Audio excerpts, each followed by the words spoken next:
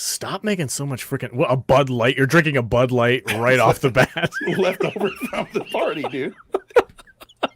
Welcome everybody. Shameless plug for our affiliate program. Go to whatever that freaking website is called. Welcome everybody. Thanks for joining us tonight. We're gonna have a good time talking about Jurassic World Dominion. It's past its opening weekend. 2 out of the 4 of us saw it, and we're gonna talk about what we liked and what we didn't like. I am a huge Jurassic Park fan, as many of you know, and I've been in love with this franchise for a very long time. So I'm going to try and put aside my nostalgia and give you an honest review on what my thoughts are on the movie, its flaws, and the things that it does well. I'm joined by a great panel tonight. Second-time member of the panel is R2 from After the Weekend podcast. What's up, buddy? How you doing? Good. Thanks for having me here, and excited to talk about the movie. That is a nice hat, by the way. Did you order that custom? I'm very. My wife surprised me with it. We got it today. It's I forget what the brand is. It's Pull Patch is what it's called. So you buy a hat, and then you can get different patches if you want to change it out. Oh, that's nice. I like that. Yeah, I like that.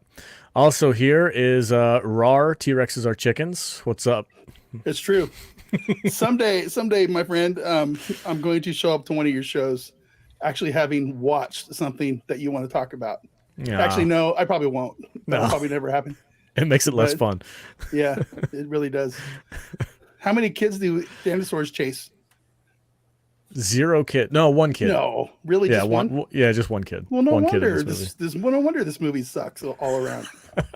Nobody. There's no children that get their head chopped off like in Dino Croc. Are there any awesome death scenes where the pterodons come down and rip somebody up into the sky and pull their limbs from them, and then the creature comes up from the ocean? And that's like the best death scene of all Jurassic Park. I know. I love that death scene. It's epic. Also here, the Obi-Wan Kenobi arch nemesis, Matthew Kadish. What's up, dude? Not much. Can't wait to talk about Locust, the movie. Yes. It's a very scary thought. Those locusts, man. They get you every time. What's up, everybody in the chat? Real quick, I want to address everybody. Dork Knight is here. Welcome, sir. I love that logo, by the way. It's great. Let's see. Broba Fett. What up, dude? How you doing, man? Let's see. One 14-year-old gets chased by dinosaurs in this movie. Weak. JT is in the chat. Joker's voice is also here. Welcome, everybody. Thanks so much for being here. Dotson is Tim Cook, the big circular man building. Looked like an Apple spaceship campus. Yes, you're not wrong. They did go for, I was thinking more Steve Jobs, but I guess you're right. Now that you mention it, Tim Cook equals Dotson.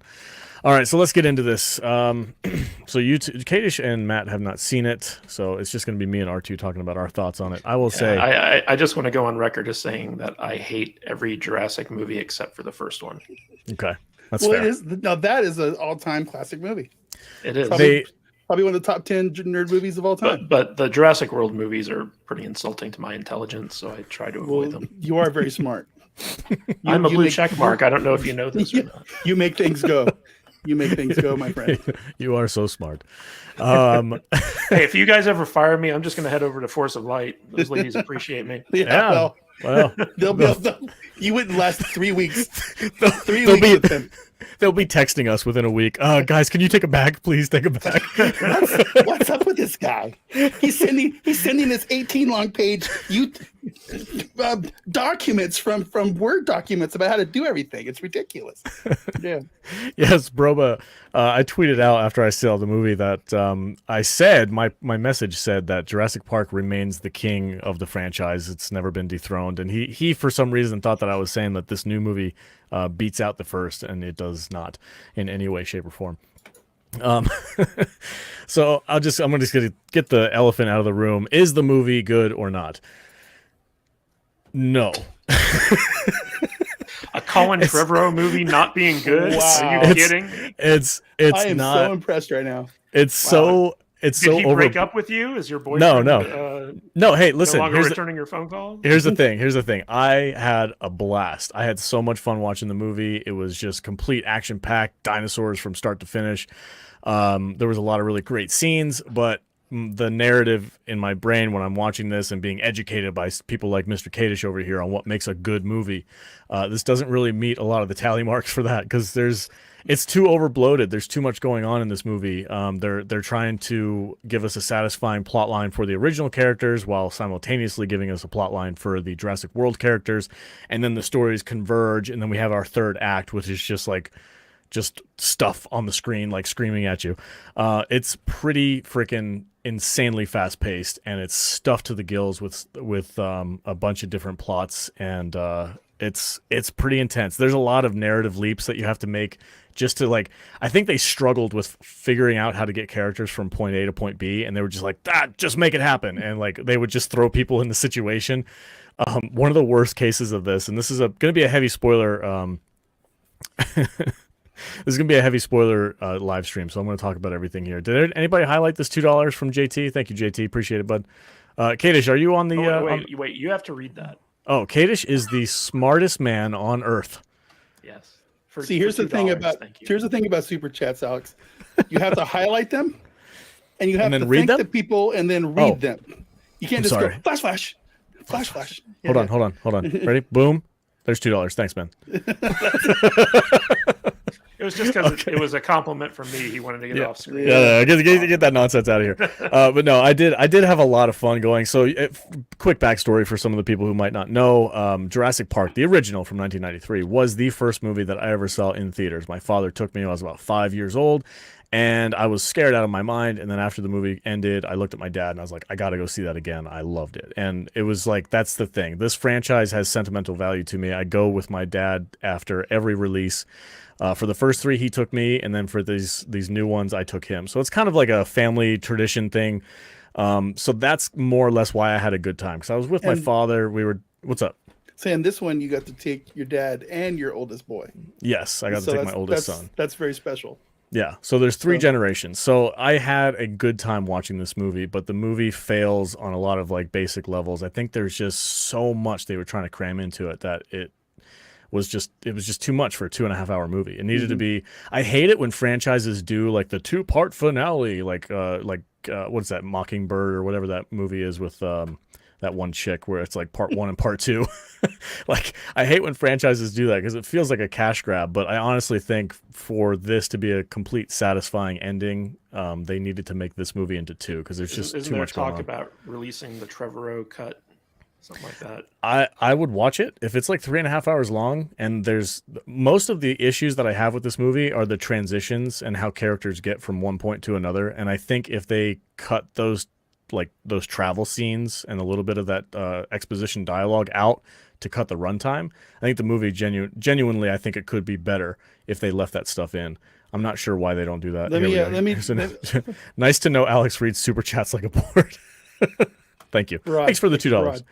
Broad? Yeah. Is that? Oh, okay. Sorry. Yeah, and also $2 from Fluffy Panda. Thank you, Fluffy Panda. Yes, thank you very, very much. That's a great name. Why don't you let me handle the super chats the rest of the show?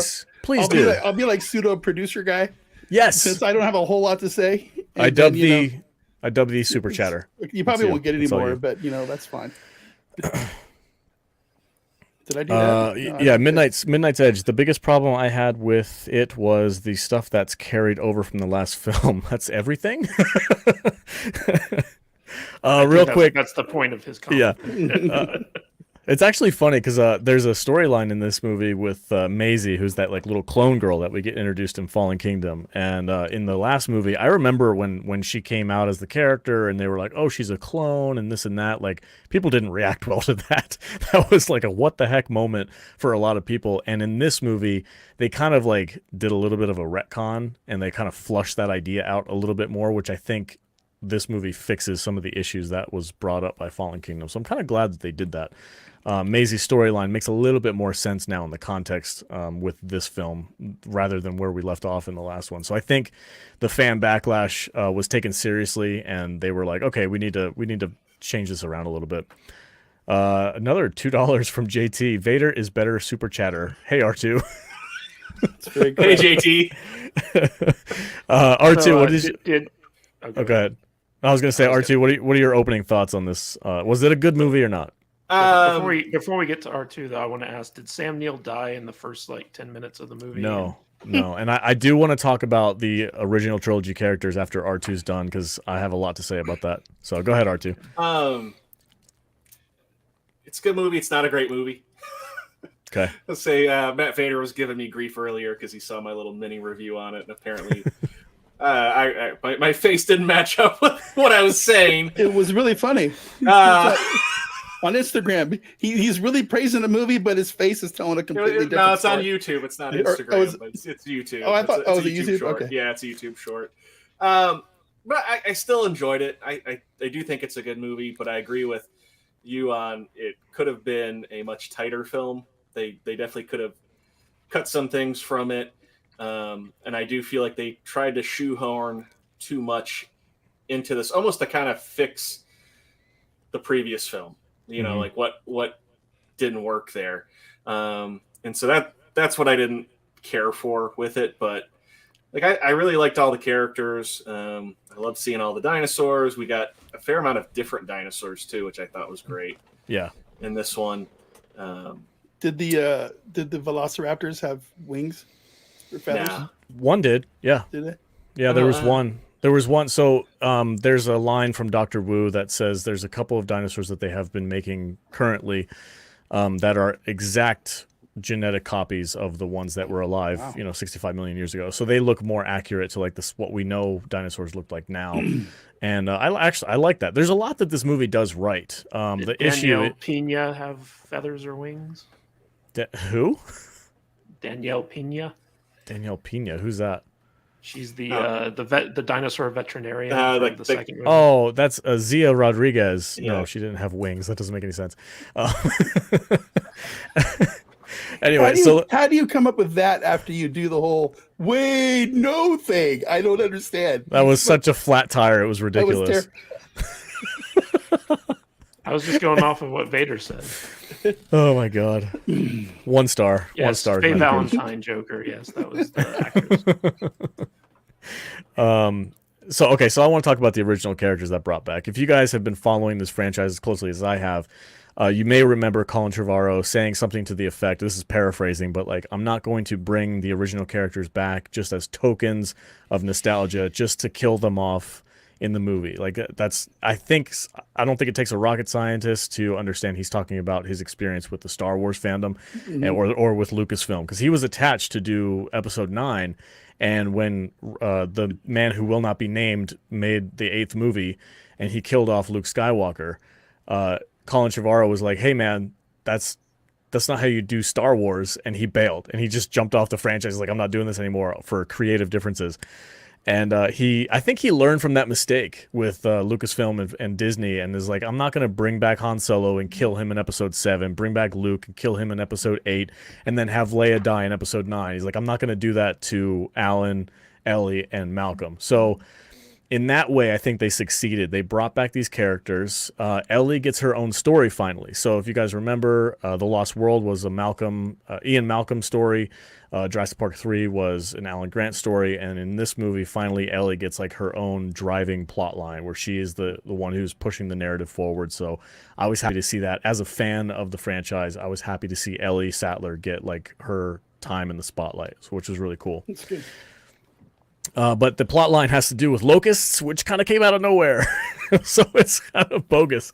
It wasn't dinosaurs? What? Well, they were like Cretaceous era locusts that were causing ecological damage to the earth because a company... They cloned dinosaur locusts? I don't know if they cloned them. They just bred them. They bred locusts. So here's the thing. Biosin, this is going to take me forever to give you guys a backstory, which is part of the problem with this movie. So isn't Biosin the big bad company that Newman was trying to get the stuff for in the first movie? Yes, that's correct. Dachshund, there's Dachshund here, and he worked for Biosin, right? Yes, he worked for Biosin. So Biosin is a big deal. Thank you. I'm glad you said that. Biosin is a big bad company from the books. We never really got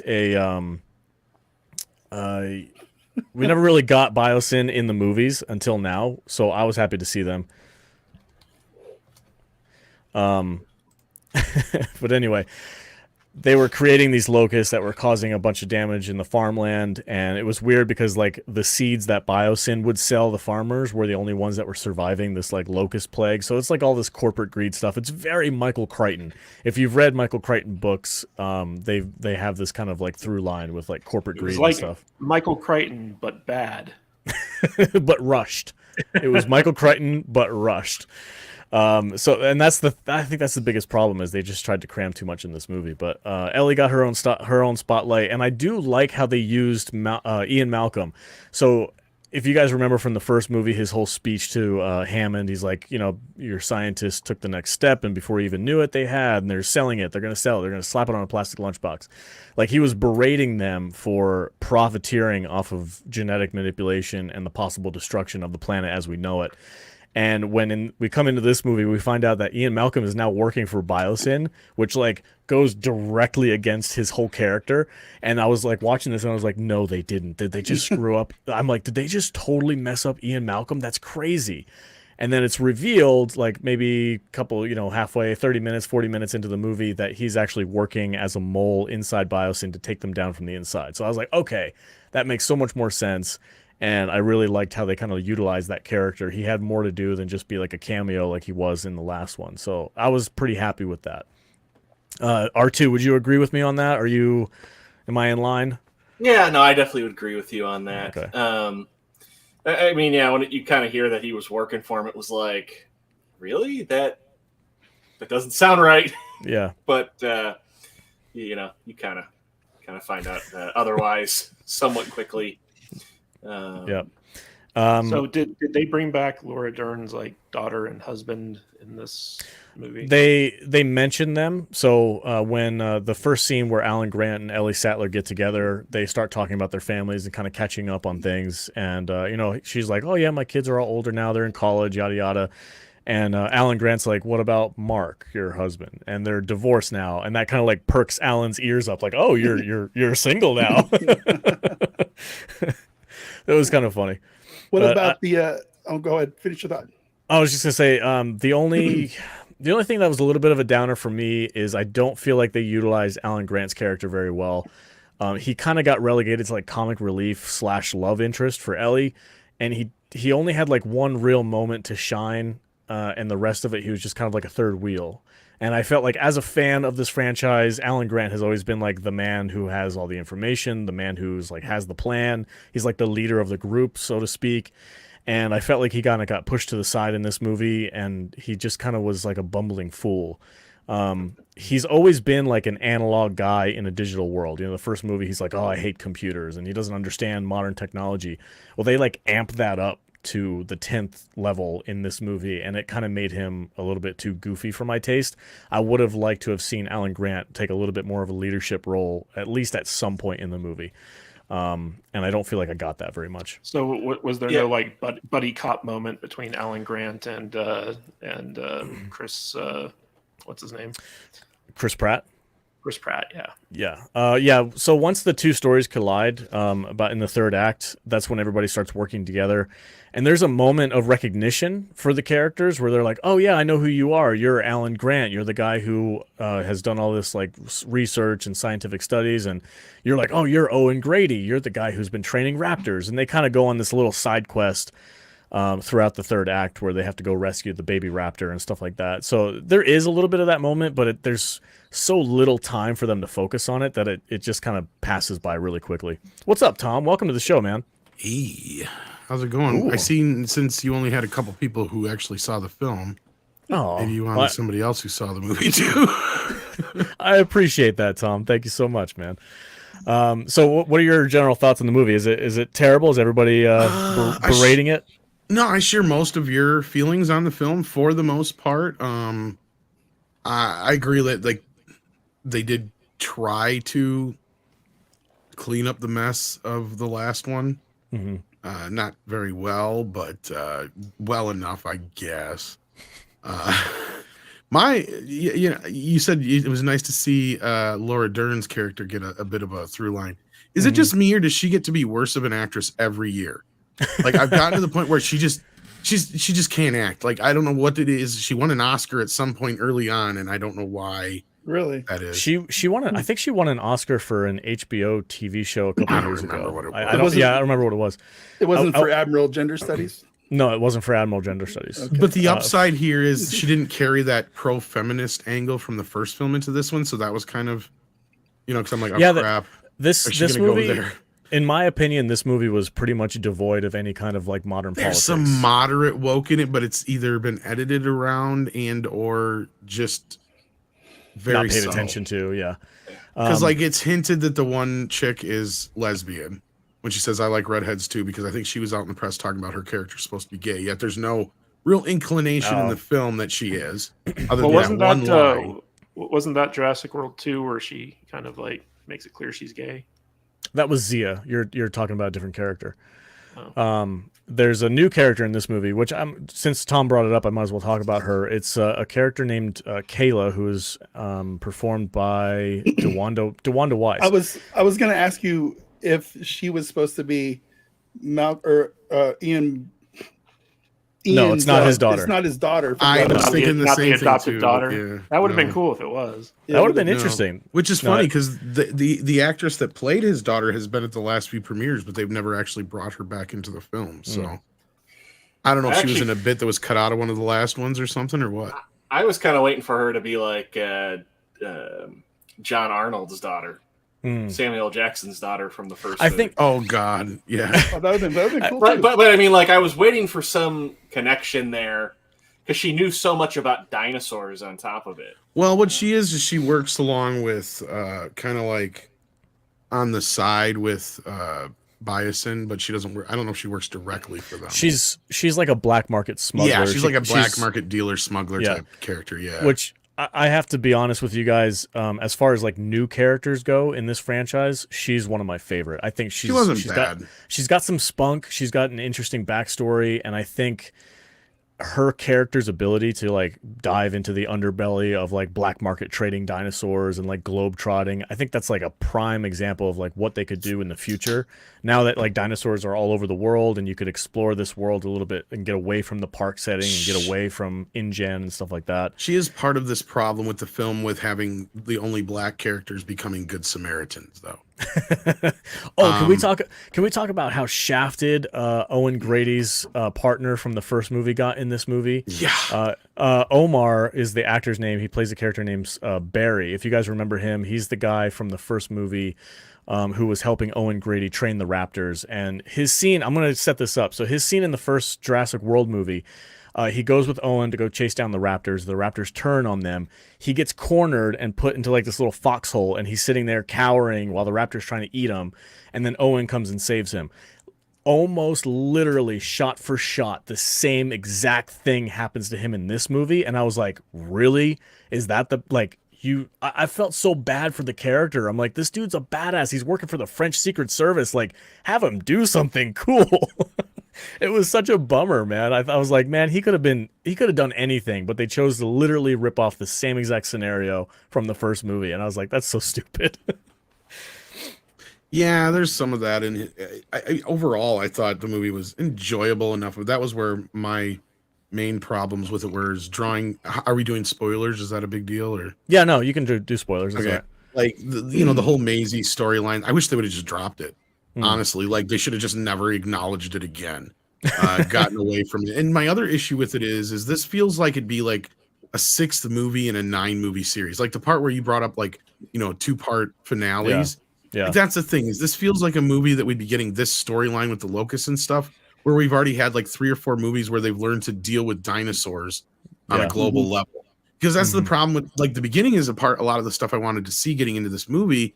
But then I'm like at a point where like, okay, like the military would have got involved at some point. Some of these guys would have loved to blow up some T-Rexes. Yeah. Like there's some other things that they have issues with in this film that kind of got to scratch your head and get the logic around because it's like, okay, fine. They have like this dead space area above the Biosin compound where you can fly in where the pterodactyls won't come after you. What about the rest of the world? Yeah. Yeah. That's the thing is they don't think a lot of this stuff through. And it feels like this storyline that we're getting here should be like a later down the road storyline. We need all these minds who are like the top of the dinosaur minds to be working with the government and the governments around the world to try and figure out how do we deal with this dinosaur problem that just suddenly erupted? Yeah, you know? I think like they kind of over skim that quite a bit there to a point in the beginning. They don't just skim it; they completely ignore it. They're just like sort of, yeah. Like dinosaurs are in the world now, and there's nothing we can do about it. And yeah, like they never really outright say it, but in my impression from watching the movie was like. Dinosaurs kind of escaped, and then once they escaped, people realized that they could monetize this in different ways, and they started like the black market trading started, and then there's like dog fighting with dinosaurs, and there's pet sales with dinosaurs and all this stuff, and it kind of just got out of hand to the point. This where, feels like it should be like 10 years after the last movie, though. That's the problem. Yeah. Dinosaur cockfights. Nice. Real quick, guys. Got a $5 super chat from Backyard Tardis. Would you say this is another movie that suffered from being made into a trilogy? Possibly. Yeah, I could say. I definitely feel like there's more than one movie stuffed into this thing. Yeah, for sure. The whole storyline too, with I can't think of her name suddenly, with the girl, Maisie. They make such a big deal out of her importance and kind of what her biology means essentially. But then the way it ends, it's so minimal. Yeah. Let's just say it this way. Yeah. Literally, she's the key to everything. Yeah. Well, I could understand, like, Biosin. Biosin wanted her because her DNA kind of unlocks the secret to, like, pharmaceutical drugs that they could use and sell and make. See, they never really give us a reason why the one dude at Biosin, I just forgot his name, Dotson. They never really explain why he wants him. They explain why Wong wants him. Or her, I mean. Yeah. But they never explain why Biosin really wants her. There's no real reason for Biosin to really want her. Like, well, it's purely for profit. Like, he knows that her DNA could unlock a lot of profit for him in like the medical field or something like that. And Dr. Wu works for Biosin at this point. So it's like I think Wu wants her because he wants to redeem we know why he does. Yeah, he wants to redeem himself, but I think behind the scenes, Dotson is the one who wants to profit off of her. Let's talk about Dotson real quick. I don't know how familiar you are with the books, Tom, but Dotson played a huge part in the second book, The Lost World. I vaguely remember, like, I barely remember the second book. I somewhat remember the first book. Okay. And so I make this famous argument that Dennis Nedry is one of the most useless characters in cinema history, and part of the problem with having these bad guys in dinosaur and monster movies, we don't need them, right? Like 9 times out of 10, they're useless. And this movie really hits home. Like, you did not need to go there, because I guess to understand how this all worked out, you have to see that Netflix series this summer that actually tells you how they got the fucking can. Because I'm like, the can was only good for 48 hours. How did they know where he was? And because all this is predicated on the idea that they found that fucking Barbasol can after the first movie. Pardon my language, but that bothers me. Because I'm was that established in the movie that it was only good for 48 hours? Yeah. In the first movie, it was. He goes that the coolant is only good for 48 hours. Oh, yeah, you're right. Yes, you're right. That's true. But Tom, I have to, and that's why you had to get it out in the middle of the storm, right? Right. Yeah. Exactly. I have to. That is accurate. The first movie does state that, like, it's only good for a short period of time, and you have to get it off the island so that we can put it in our facility at Biosin. The can in this movie is literally just an Easter egg. At the very, very beginning of the movie. I found out it actually is going to tie into that stupid series. I'm sorry. I'm trying to watch my language. No, it's fine. The Camp Cretaceous TV show that's on Netflix, they're dropping a new season, which I think they're going to find it, but it's not going to be live embryos at this point in time. It's been years and years since it's been there. I think there's no way they couldn't do that. In the beginning of this movie, it was implied there's going to be a flashback to Dotson going and getting the can somehow. I hope they don't do that. But in the beginning of this movie, there's like that. What's that news website that's ridiculous all the time? CNN. No, it's MSNBC? like it's the hip news website. What is it? Now This or something like that? BuzzFeed. No, not Buzz. It's basically BuzzFeed. Anyway. There's like a news clip at the beginning of this movie of Jurassic World Dominion where it explains that now that InGen has been completely Chapter 11, they're done. Biosin went in and basically like bought out all of their IP and all of their research on the dinosaurs and stuff, and that's how they were able to... You're probably correct, but like to me, just having that in there was just so stupid. I think it was just an Easter egg for fans, honestly. I don't think it really means Dotson anything. was enough. I mean, because I'm willing to buy what you just said, right? Like, he took advantage of the situation at the time, but he never gained that knowledge before, right? Like that's what I would have assumed. But yeah. So Dotson from the books, I want to talk about his character itself. In this movie, Dotson is very much like the corporate greed guy, you know, corporate greed above morals and stuff like that. And that's a through line from the books. I think they kept pretty accurate. However, they went like this weird tech mongrel, like they're trying to make him Tim Cook or Steve Jobs or something like that. Steve Jobs, I've got more of a vibe, Yeah. And in the books, like this dude was a freaking savage. Like he would like berate people, swear at them, call them idiots. Like he would yell until he got his way. He tried to murder like 3 different people in the same book just because he wanted to get from point A to point B and they were in his way. Like I would have loved to have had them, if they're going to have Dotson in this movie, like go really dark with this character and have him just be like this freaking on the edge psychopath.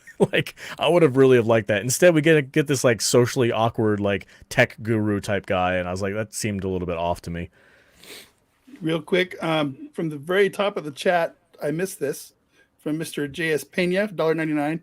He didn't hate it, but it could have been way better. So thank you for the $2 super chat, sir. Thank you, sir. That's pretty much. Yeah. As a fan of the franchise, I had a lot of fun with it. I want to give a proper, I don't know, thank you to Colin Trevorrow, because the fans throughout from Jurassic World and in Fallen Kingdom, there's been a lot of discussion about the overuse of CGI for the dinosaurs.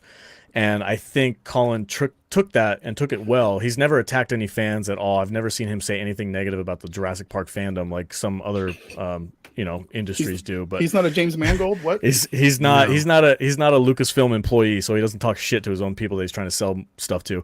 But he was taking that on the chin, like, we use a lot of CGI because it's easier these days and it's probably cheaper in most ways. Dude, it looks amazing. Yes, they did a lot of practical in this one comparatively. Yeah. I mean, not a lot, but I mean, compared to the last couple, a significant amount more than they have in the last 2 movies, which I think was a direct result of the fans' feedback on the last 2 movies. They were like, "Where's the freaking animatronics?" And there's a scene where Chris Pratt and Bryce Dallas Howard go into like the underground seedy area, and I'm pretty sure at least 90% of the dinosaurs in that scene are all either puppets or animatronic.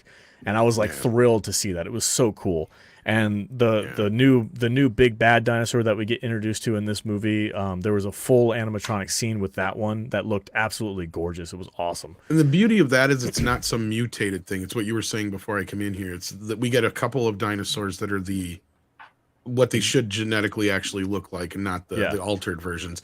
And that's the beauty of it. We don't get a mega raptor in this or some stupid shit, because I'm getting so sick and tired of those. Yeah, that was another thing. That was another thing that Colin reacted to the fan feedback. They were like, enough with this freaking genetically modified nonsense. Like, give us real dinosaurs. And there's this will take care of it. What's up? Okay, Backyard Tardis, $5. In season 4 of Camp Cretaceous, they have already stolen most of the dino DNA and already have their own island of dinosaurs. Oh, I don't like to have to do homework, though. Yeah, I know, right? No. I don't blame you. I don't blame you. I don't blame you. I mean, all. This movie was easy enough to follow. Don't get me wrong. It was just, and the plot line was very, very. You brought it yourself up, Michael Crichton enough. But it just, to me, like I said, this felt like this would be like the 3rd or 4th movie after we've been reintroduced to a lot of these characters again, and the world is kind of dealing with this stuff. Because that's my biggest gripe with this entire new trilogy we got. I was promised from the very start with a title called Jurassic World that would be having this set of films where people are dealing with a world where, as Alan Grant talked about in the first film, where suddenly two species separated by 65 million years of evolution have now been thrown into the mix together. Like, I've been wanting to see that, and we've only got bits and pieces of it in these last 2 films, and that's kind of what we got here. There's a little bit more here of what I wanted to see over time, but again, I feel like this is, like you said, it's like we should. There's a lot missing here. Like, it feels like there's 10 years of development that's not here. Let me ask you guys this question. So, Alex, you know how I watch movies. I'm a visual guy. I don't really care as much about the story as this knucklehead over here does. So, am I the kind of a person that this movie was made for? Am I going to be able to enjoy this, or are the plot holes too glaring for me? Because I don't like a big plot hole either, but I'm willing to overlook some stuff for the visual grandeur. You know what I'm saying? There's not necessarily. I wouldn't necessarily say there's plot holes, but there's transitions for characters to get from point A to point B that have little to no setup. Like I'll give you an example. And Tom, you might be able to correct me on this. I might have missed like a one-word exposition or something like that, and this totally is going to throw off my theory. But there's a scene where Chris Pratt gets chased down by these raptors. We see that in the trailer when he's on the motorcycle. During that scene, Bryce Dallas Howard's character is also being chased by a raptor, and she's with the new character who's like the pilot and the smuggler. And the pilot's like, we're going to go to my plane and we're going to get the hell out of here. And they go to the airport. And then once they get on the plane, they start taking off. Bryce Dallas Howard's all of a sudden like, wait, we have to wait for Owen. He's going to be right behind us. And I'm like, wait a second. They have no idea where each other are. Like, how is this going to happen? You're not wrong. It's kind of very happenstancey. And like, sure enough, right over the crest comes Chris Pratt on his stupid motorcycle with two raptors behind him. And she's like, I told you he would be here. And I'm like, oh my God, dude. Yeah, that was no, you're not wrong. They don't really, I mean, they may have, because they don't really set up, because that's the thing, is that's the point where she has her Good Samaritan moment. What was the name of the character again? You just said it. Kayla. And because she just shows up because to set that up, when she's doing some black market deals with some of the guys, she happens to see them doing the exchange with the girl Maisie. And that, of course, catches her eye because it's not a dinosaur. Right. And she's like, mind your own business kind of thing. And then when she's first asked about her, when they run into her at a bar, she's like, don't know, it's not my business. I'm not going to get involved. And then, they have this kind of back and forth thing. And you can kind of tell, like, she's probably going to help her out, which she does. Like, she shows up at just the opportune time to help save her. Yeah. Right. Because they do. This is the part where you were talking about earlier, because this also goes off the same scene, because that's who they get involved with, the guy from the first movie. Was it Omar? That's the actor's name. Yeah, it's Omar. Yeah. Where they have that scene with them because they're trying to track down these guys because they're trying to find the girl. And so they have these raptors. This is kind of cool, actually, where they've been trained now. They basically utilized Chris Pratt's character's training. And they use a laser pointer now, and anything that gets pointed at with the laser, the raptors go after. That's kind of cool. So like that was set up from Fallen Kingdom, where they were using that Indoraptor thing. They were like, if you point the laser at it, it'll go after it. Like they expound upon that and they utilize that. So they have that whole thing going down. But that was pretty funny. But I want to mention how Bryce Dallas Howard and the new actress DeWanda Wise meet each other in this movie. So like walking into this scenario, Chris Pratt is a Navy guy. He's used to like special ops and stuff like that. So he tells Bryce Dallas Howard, like, okay, listen, we're gonna go in here. We don't want any of these people to know why we're here because we don't want to give ourselves away. He literally says this to her. Don't mention Maisie to anybody. The first fucking thing she does. Don't even like look anybody in the eye too. Yeah. She goes to the women's restroom and she just happens to bump in to DeWanda Wise's character, and the first freaking words out of her mouth are, "This is my daughter. Have you seen her? She's missing. Yeah. She was stolen by Biosin. Can you help us?" And I'm like, "What are you doing?" Yeah, I was thinking the same shit you were. That whole scene, as fun as it is with the raptor stuff, it's just so bad. And you're right, because there's no reason for Chris Pratt to even know to go to that plane. Yeah. Right? None of that makes sense. It's kind of, if there is any setup or something that somebody says something to somebody, I missed it myself too, because I honestly think it ended up on the cutting room floor. I bet you there's like a 3.5 hour version of this movie. Because they are talking through walkie-talkie system. Right. So there is that plausibility at some point. She's like, meet me at the dock or something. And maybe I missed it because I saw it in IMAX and everything is just fucking loud. So like there's some of the dialogue that could have got drowned out for all I knew too. But yeah. You know, that scene too that kind of hit me that wasn't in the movie because I was expecting it to happen because they did the trailer for it, is the T-Rex going through the drive-in theater. Oh, I was so bummed out that wasn't in the actual movie. A little bit of it in the beginning. They cut that out?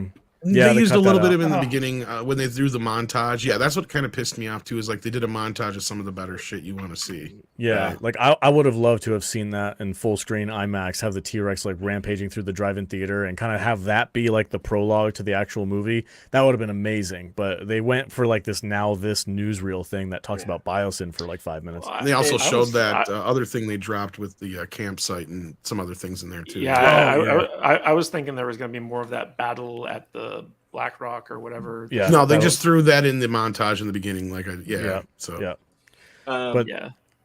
But that little short film that they put out like a year or so ago is more along the lines of what like you said you wanted to see in this movie, Tom, was like just people dealing with dinosaurs in the real world. And like Battle at Little Rock or Battle at Big Rock, one of the two. Enjoyed that quite a bit. Yeah, that was a great short film, and I was so amped. I was like, "Oh, is this what we're gonna get in the next movie?" And they kind of like took a left turn from that, which I do agree. That's what they should have done. They should have took, and I hate saying this, but they should have done it in the ID4 formula. Mm-hmm.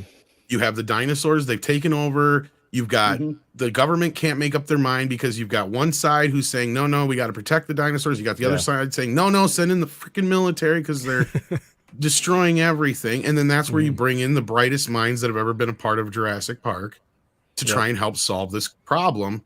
And that's all you needed to get these characters involved. And it makes it on a global level, and it actually wears and bears the name Jurassic World, because that was my issue with how would you include locusts? That's the problem I was saying. Like, this feels like it should be the third movie in that series or fifth movie in that series already, to where there's already been a couple of movies where we've dealt with this problem. Like, okay, we've learned how to deal with living with dinosaurs.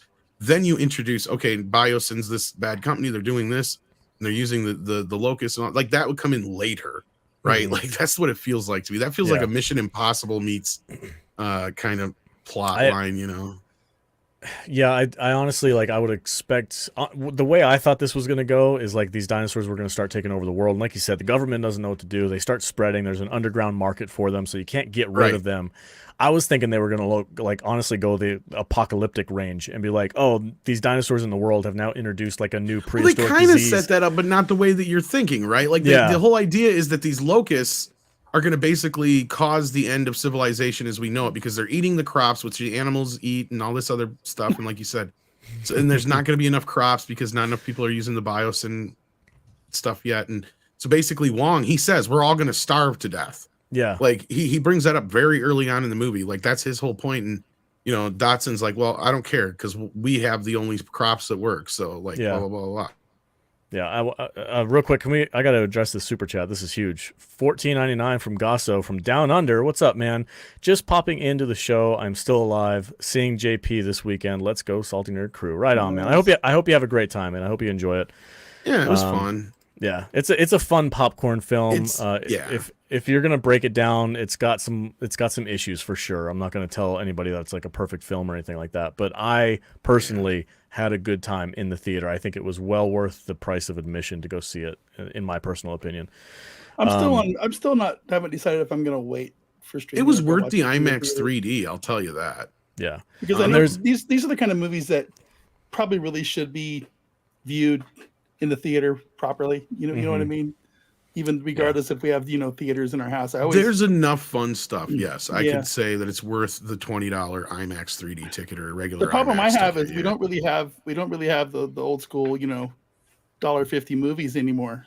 Remember, you used to be able to go watch these 8 weeks after they came out in the cheap theaters. But yes, I do remember that. You don't see those anymore. But I might have to figure it out.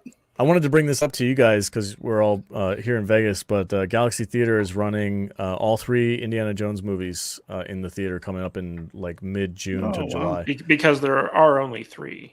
Yes, there are only correct. 3. Yeah. And Galaxy Theaters knows this is true. This is true.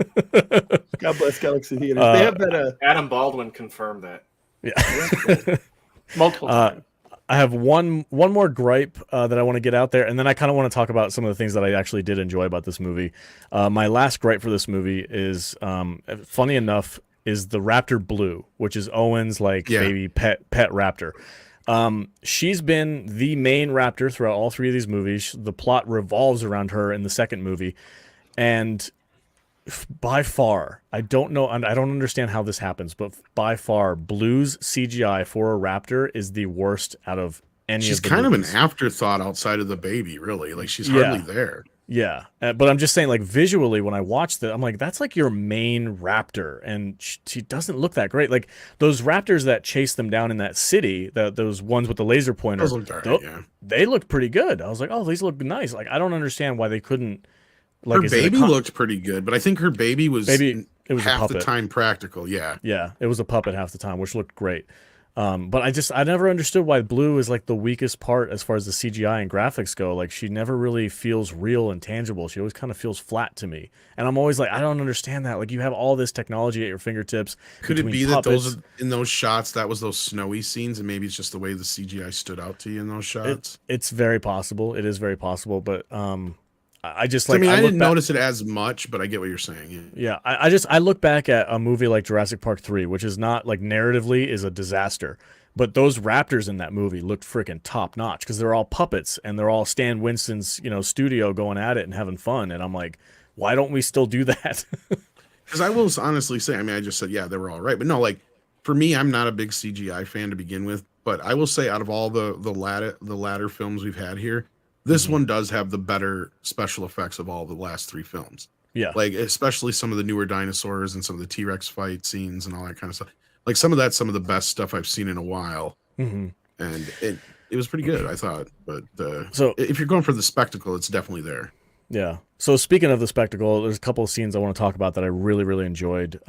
First off, I want to give huge credit to Bryce Dallas Howard, the scene where she's hanging from the tree after she escapes the plane crash, and that like freaky bird-looking I don't know what the name of it is. It's called a Therizinosaurus. I'm gonna say you're right because I have no idea. That scene was like right up the alley of like the original Jurassic Park, like a thriller, dark, scary. This thing is going to kill somebody. Like, no, I didn't feel like Bryce Dallas Howard was safe in that scene. And I was like, I want more of this. Like by the 3rd act of this movie, things start to feel like a Jurassic Park movie. And I'm like, this is what I wanted the whole movie to feel like. But yeah, that scene was great. I loved it. We see a little bit of it in the trailers, and I think that worked really, really well. And that new dinosaur is like the Gigantosaurus or something like that that's been chasing the crew around. When they had that full scene with the Jeep flipped over and it's all animatronics, and it felt real. It felt scary. It was awesome. I love that scene. It was so well done. And Ian Malcolm had like a hero moment during that time where it kind of calls back to the original film with him and the flare. He does something similar in this one, but he actually gets the upper hand and he saves the day. So I thought all that was really great. Those are a couple of scenes that I really enjoyed. R2, did you have anything that kind of stood out to you? Yeah, it's like this giant. It's almost. I said it in the chat. I'm like, it's like a raptor, an ostrich, and a giraffe. Yeah, are mixed together. And it's got jet black feathers. It's real creepy, and it's got these big 3 long claws. And then kind of look like a turkey more than a giraffe. Yeah, emu. Yeah, it's like a giant emu. There was actually, yes. Yeah, there was something though, like kind of huge claws about it. But the best part is because you see it kind of comes walking up, and it's massive. It's a dick. And there's a deer. There's deer running around. It's just it just walks up and just kills it for no good reason. It doesn't even it just swats this deer across the forest because I want to drink and you're in the way. And I'm at first because I'm like, okay, it's setting up bait for something bigger. No, it just wanted to kill it. Just irritated by it. And but yeah, there's deer running around for the big dinosaur, which is the Giganotosaurus. I think that's what that thing's called.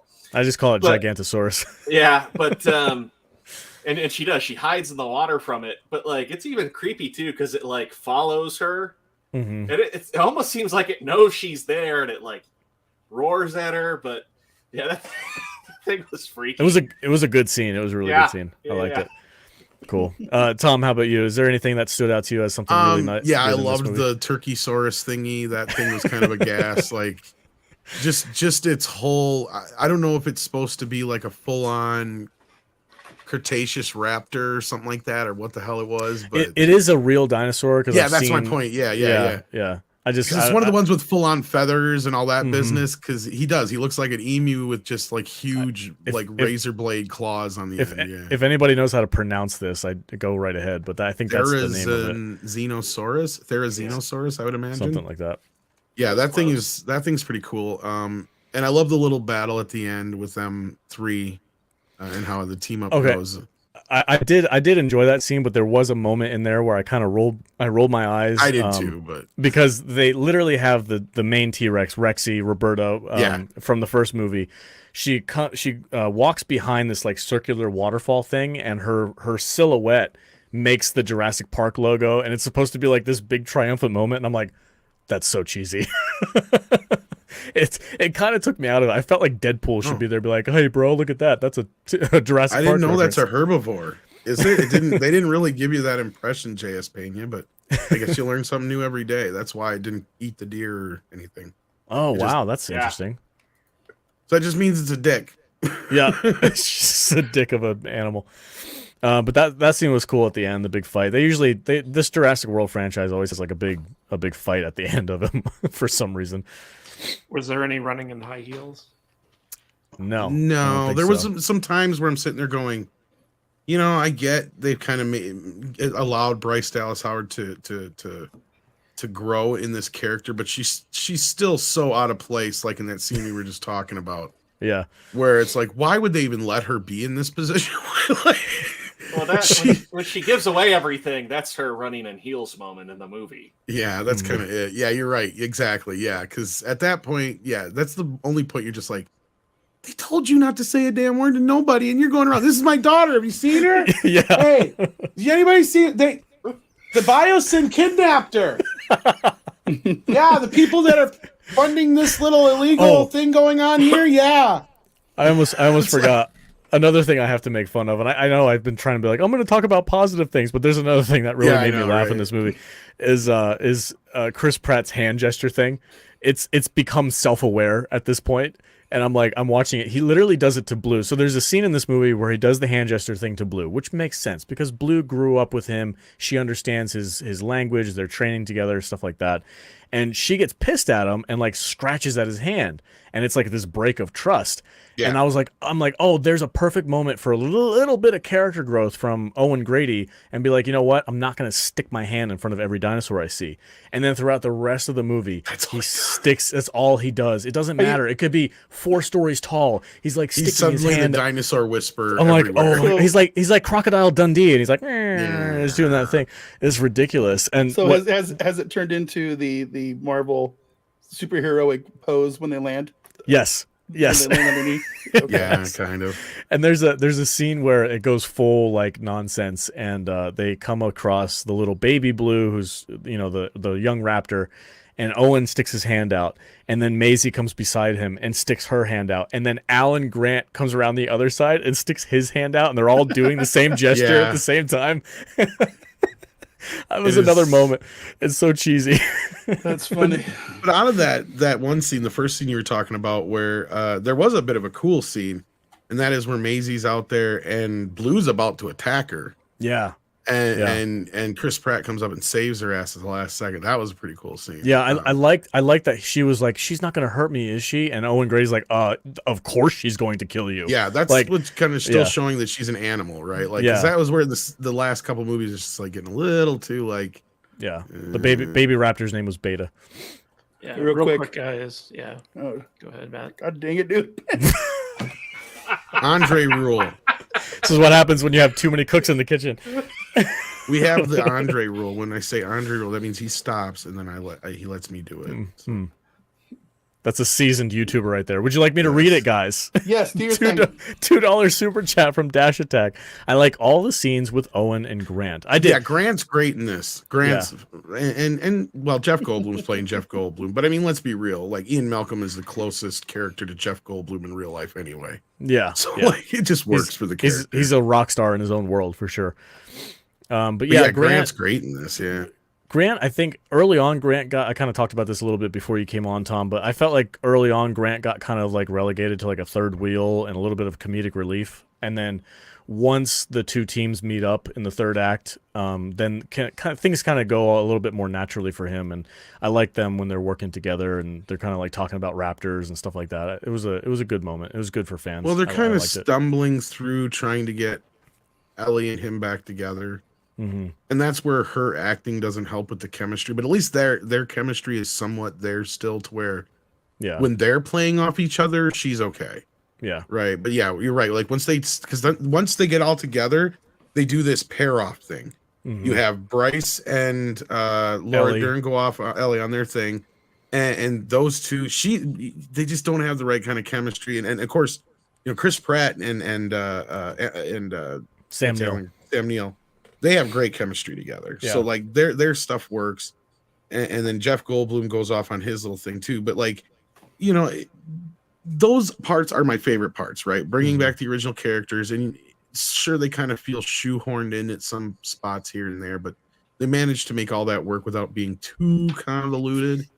It is still a little convoluted, but no, that was the highlights for me too, was seeing the original characters interact with the old characters, seeing them have their moments each, because they all do kind of get their own little shining moment. You just talked about Jeff Goldblum's earlier, and you know, you have the raptor scene later with Grant and everything like that and stuff. So, you know, I have to give this this movie and Colin Trevorrow a lot of credit for not falling into the same trap as Lucasfilm did with the original trilogy characters from Star Wars. No, they don't Jake Skywalker Grant at all. It's kind of looks like it at first, but he redeems himself. Yeah.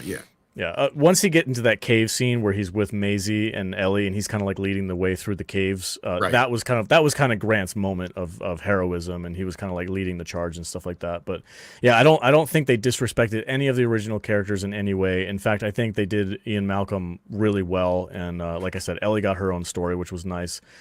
So I have to say that because we're so used to these franchises nowadays, like taking these legacy characters and like treating them like garbage or just writing really dumb things for them to do and not being true to the characters, where I felt like seeing them on screen again, it felt like it was the same characters from the first movie, which was really nice. And also, they didn't kill any of them, which was awesome too. Yeah. Like I didn't have to watch Ian Malcolm get ripped in half by a dinosaur. Like I really didn't want to see that. And was anybody ripped in half by a dinosaur? No, and I was expecting Grant to go down. Then that's lame, because somebody has to get ripped in half by a dinosaur. Well, people do. That's but like Dachshund could have been ripped in half. That's like going to a rated R movie and not getting boobs. Let's say Dotson gets his, but I mean, there's plenty of people getting stuff like in this movie. Like there's plenty of. There's a scene. There's a scene where he's fighting Chris Pratt and he falls down, and then when he falls, a dinosaur comes and like eats his arm, and then Chris is like, "Oh Jesus!"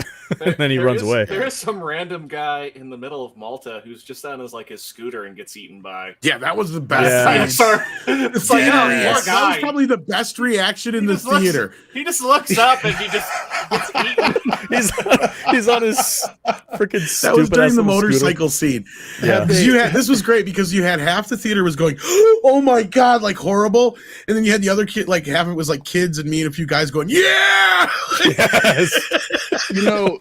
You know, my favorite death scene of all the Jurassic Park movies I've seen them all except for this one, and they've never been able to top the lawyer getting mowed down in the porta potty in the first movie. Yeah, I don't think there's one in this scene like that. But in the second one, though, the guy who's trying to like keep the trailer from going off the edge, Eddie Carr. Yeah. Oh, that's a great T-Rexes scene. rip off the thing.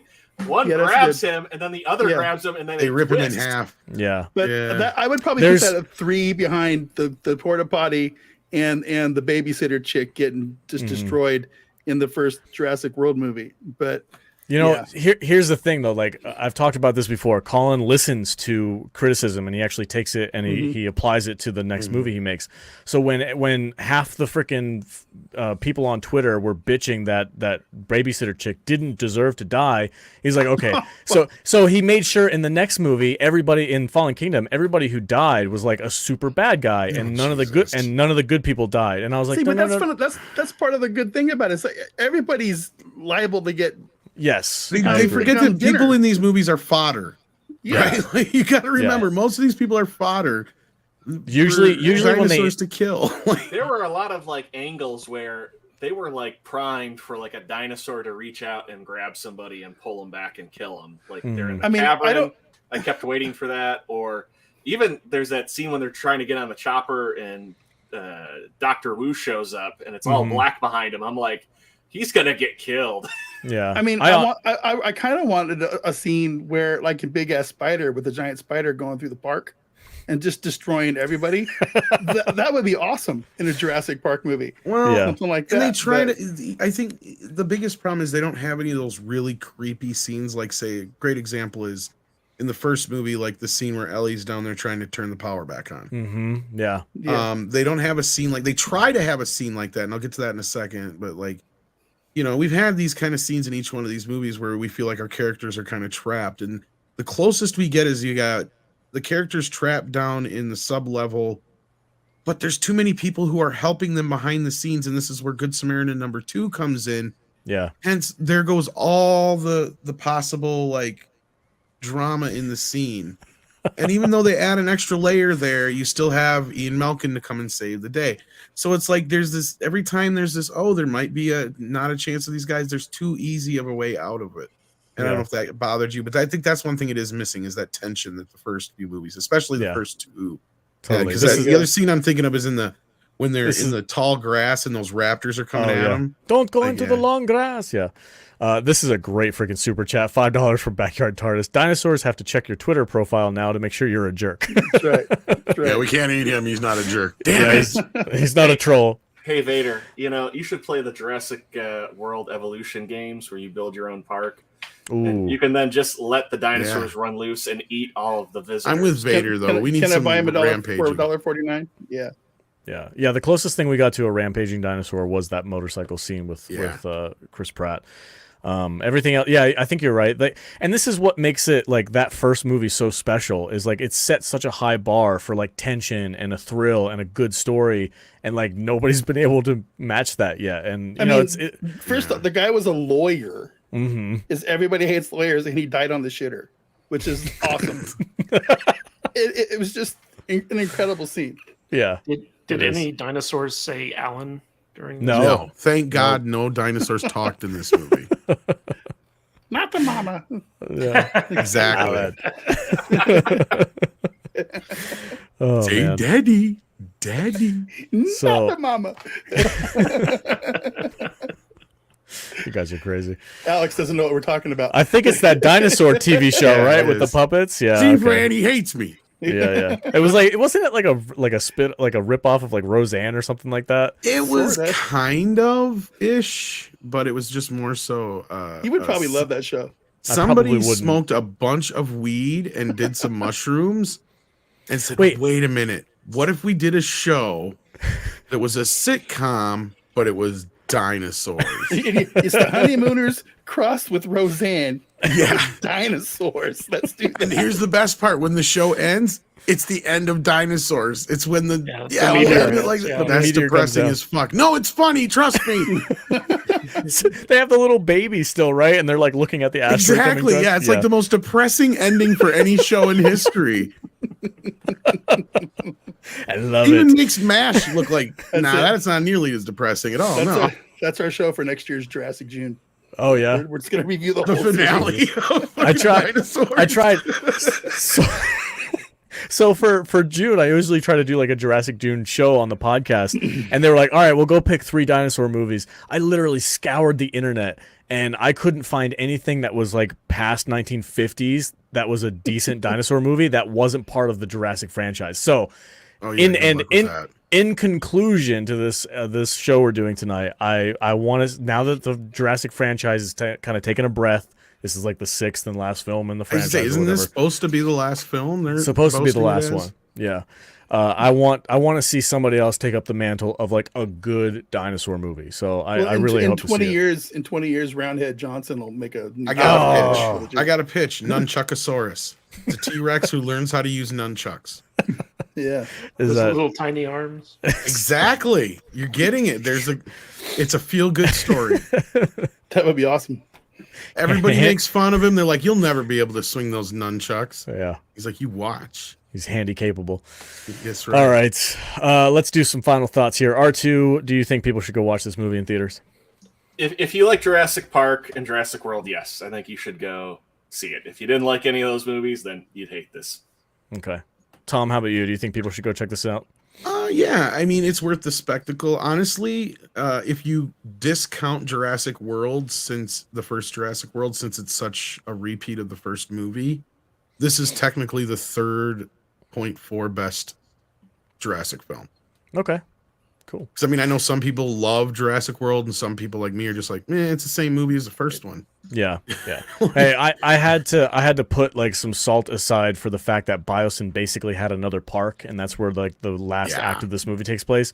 It was kind of a cop out. Like you have the entire world filled with dinosaurs, but you have to go to a park to have the movie take place. That bothered me too. Yeah, that bothered me a little bit too. They couldn't go to like Rome or something. There's a little globe trotting, but not a lot. Yeah. I mean, can you imagine like a T-Rex fight in the Coliseum? That'd been dope. That would have been amazing. That would have been really cool, dude. destroying the Parthenon or something. So Matt Vader, you're our target demographic. Are you going to go check this movie out in theaters? I do like a good spectacle movie. I will probably try to carve out a couple hours of my life to go check it out before it's gone. Yeah, cool. My mission is accomplished. Okay. I'm good here. At least it's better than the last one, right? Like you can say that much. Yes. Yeah, I got to watch. What are we watching? Is there something we have to go watch? We have to watch Orphan Black tonight. No. I mean, in the movie theater in the next few weeks. I haven't seen Top Gun yet. Oh, you need to go see that. Surprisingly. Yeah. They started selling tickets for Thor today. I'm sure everybody will love that movie. Thor: The Stolen Thunder. Yeah, and there's something else out. Oh, my wife wants to go watch that Elvis movie. I think we're going to go watch that one. So, do you guys think that's going to do all right? I don't know. No, I don't think those Warner's big summer movie. Do you realize that? Those biopics never really do that great, do they? They don't. It just depends. Did Walk the Line do really well with Joaquin Phoenix? Walk the Line did okay. The Elton John one did okay. The one that's like the big one to beat is Bohemian Rhapsody. That's the $1 billion baby. Okay. If you can pull that off, that's a rarity. But yeah. Real quick, I want to address this super chat. $2 from Backyard Tardis. Thank you, Nick. You're super generous. It says, then go retro. Valley of I don't know how to say that. Is amazing. Guanji. So, Nick, there's a method to my madness. I'm saving that for retro rewatch. Here's one that you guys should watch. I think it's called Dinosaurus or something like that. It's really close to dinosaurs. I'll find the name for you. I've got the Blu-ray. There's actually bits and pieces in this movie. It's about an island with dinosaurs. Now, hear me out. I swear to God, Steven Spielberg probably saw this movie when he was a kid because there's like 3 or 4 scenes in it that are like directly, they clearly inspired Jurassic Park. Oh, nice. Okay. Like you see it and you're like, yeah, I think Steven saw this as a kid. Right on. Right on. He liked to do that. I wanted us to watch Cowboys versus Dinosaurs. So. I looked at the trailer and I was like, please, God, no. Don't do it. There's another one called Hatch. What's up? I'm listening. I say you take your dinosaur movies very seriously. I do. I want to shoot. Yeah, I do. I've been trying to get them to watch Caveman for 2 years now, and they won't do it. Actually, you could probably just check out the trailer of the one I said, and I think like half those scenes are in the trailer. But yeah. Nice. All right, cool. Kadish, I know you are not our target demographic. Are you going to go see this movie? I'll probably watch it when you require us to watch it for the podcast at some point. I do not like Colin Trevorrow. I don't get the fan worship for him. I mean, yeah, he listens to the fans, but he's a really bad storyteller. Well, we don't have to do it for the podcast now because we just did it. Yeah, this is it. This is our review. That's the point. I'm trying to think of a good Colin Trevorrow movie, to be honest. I know, like in a year, Alex is going to be, hey, for Jurassic June, let's do all 3 Jurassic World movies. No, I don't think we require that. I'm trying. Yeah, Colin Trevorrow. So he did that one with the chick from Parks and Rec. What was it? Safety Not Guaranteed or something like that. Yeah, that was an interesting movie. It was very low budget though. It was very indie. And then I don't know what else he's done besides Jurassic World. Yeah, Safety Not Guaranteed. I haven't seen that, but that's that one that's based on that fake ad that somebody put in somewhere like either on Craigslist or something like that about traveling back in time, and they had a time machine or some crap. Yeah. So let's see. I'm looking at his filmography right now. Yeah, I'm not seeing anything here. Book of Henry. Home Base, Intelligent Life. None of these I've heard of. But, interesting. IMDb is a hell of a thing. IMDb. Yeah. All right. Anyway, let's wrap this up. So let's see, Tom. Where can people find you on the socials? And what do you got? What do you got going on? Midnight's Edge After Dark. You can find me on Twitter, Facebook, all that stuff. Coming up tomorrow is Tuesday, so I have Culture Casino is a channel I'll be on in about 2:30 Central Time, talking with him. And after that, I think I'm heading over to Sci-Fi to talk about some of the recent things going on over at Disney. And then we have Midnight's Edge After Dark at 6 Central. And then, I think I'm done for the night. I don't know. I can't remember what Tuesdays are anymore. There's so much stuff going on. Yeah, that's the next time you'll actually find me doing something. Cool. All right. Total hermit. It's true, though. I am. We keep inviting you to come to Vegas, and you're like, maybe. I want to. It's affording it is the problem. Well, we'll have to see if we can do something about that. R2, where can they find you, and what do you got going on your podcast, bud? You can find me over at After the Weekend.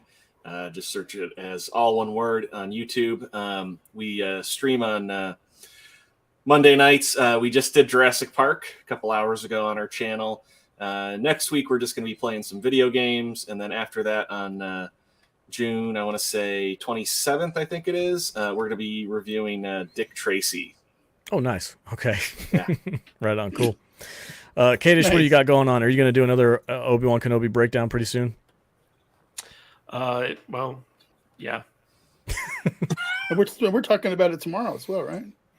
Yeah, we're going to be talking about the first 4 episodes tomorrow for the podcast, and then when episode 5 drops on midnight, I'll probably stay up late and try to figure out a way to make a video about it for the next day or something. Your Tuesdays are very long. Yeah, you're telling me. We appreciate you, man. We really do. You work hard. All right, T-Rexes are chickens. What do you got going on, buddy? Well, just our stuff. Saturday morning, Salty Saturdays with Matthew here and Salty Trekker and Danny the Dork Knight and Brian from the podcast. We all get together, and right now we're talking about Strange New Worlds and the Orville. Cool. Right on. Yeah. And then on my home channel, my little side project over at mattvader.com, I've been playing some games a little bit more often when I can squeeze some time in. I bought a really cool shark game for free today from the Epic Store, and I just go around eating people and stuff. It's really cool. So yeah. That sounds awesome. It's called Shark Attack. It's badass. Free. Get it. That's great. All right, guys. Let's see. You could do Doctor Who episodes with dinosaurs for Jurassic June. Okay, I'm gonna consult my S&P Time Lord over here the next time I have to do Jurassic June. So if you guys there's 30 some odd people watching. Thank you guys all for being here. Please hit the like button if you're not subscribed. Hit the subscribe button. We'd love to have you. We're 6 away from 5,700. Sorry. Not really. That's it. Yeah. Woo! Go hit the button, right, dude. We're gonna hit 6K pretty soon. Let's see. Tomorrow, we are going to be doing a live broadcast on Twitter Spaces. Follow the account at salty_nerd, and you guys can catch us live recording our podcasts raw, unedited over Twitter Spaces. We have a lot of fun, and in between our breaks, we have people on to chat with us. So if you want to be featured on the podcast and possibly make it into a video, head over to Twitter, follow our Twitter account, and join us on Twitter Spaces tomorrow, late morning, early afternoon. We're talking Mark Wahlberg movies tomorrow, which is going to be a ton of fun. So I look forward terrible Mark Wahlberg movies. Terrible. What? Yes. No. I love it. Say hi to your mother for me. Say hello to your mother for me. Yeah. We're talking about The Happening, guys. It's going to be amazing. Maybe not. Maybe go fuck yourself. I'm the guy who does his job. You must be the other guy. All right, everybody. We will see you tomorrow on Twitter Spaces. Thank you all for being here on the live stream. Really appreciate it. And to all of you who have donated to the Super Chats, really appreciate the support. Thank you guys so much. We will catch you next week or on the interwebs. Stay salty, my friends.